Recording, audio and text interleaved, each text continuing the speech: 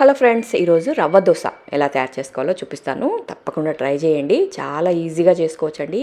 మనము ముందు రోజు పిండి నానబెట్టాల్సిన అవసరం లేకుండా అప్పటికప్పుడు ఈజీగా ఎలా తయారు చేసుకోవాలో చూపిస్తాను.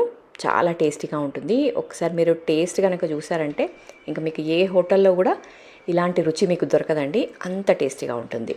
మరి ఇంకెందుకు ఆలస్యం, ఎలా తయారు చేయాలి, దీంట్లో ఏమేమి వేసుకోవాలో తప్పకుండా వీడియో మొత్తం చూడండి. మన ఛానల్లో అప్లోడ్ అయింది, చూడండి. లేదంటే కింద లింక్ ఉంది, జస్ట్ మీరు ఆ లింక్ ప్రెస్ చేస్తే మీకు డీటెయిల్డ్ వీడియో వస్తుంది. తప్పకుండా ట్రై చేసి టేస్ట్ ఎలా ఉంది అనేది కూడా కమెంట్లో షేర్ చేసుకోండి. మరి ఇంకెందుకండి ఆలస్యం, ట్రై చేసి అలాగే మీకు ఈ వీడియో నచ్చితే మీ ఫ్రెండ్స్ అండ్ ఫ్యామిలీకి కూడా మన వీడియోని షేర్ చేయండి.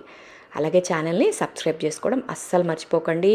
ఇలాంటి మంచి మంచి రెసిపీస్ మన ఛానల్లో నేను రెగ్యులర్గా పెడుతూ ఉంటాను కాబట్టి ఛానల్ సబ్స్క్రైబ్ చేసి పెట్టుకోండి. సో చూసారు కదా, ఇందులో మనం మూడు ఇంగ్రీడియంట్స్ వాడామండి. మనకి ముందు రోజు పిండి నానబెట్టాల్సిన పని లేదు. మనము మార్నింగ్ ఏం టిఫిన్ చేయాలి అన్న హడావిడి లేకుండా సింపుల్గా చేసుకోవచ్చు. 5 నిమిషాల్లో మనకి బ్రేక్ఫాస్ట్ అనేది రెడీ అయిపోతుంది. తప్పకుండా ట్రై చేసి టేస్ట్ ఎలా ఉంది అనేది కూడా కమెంట్లో చెప్పండి.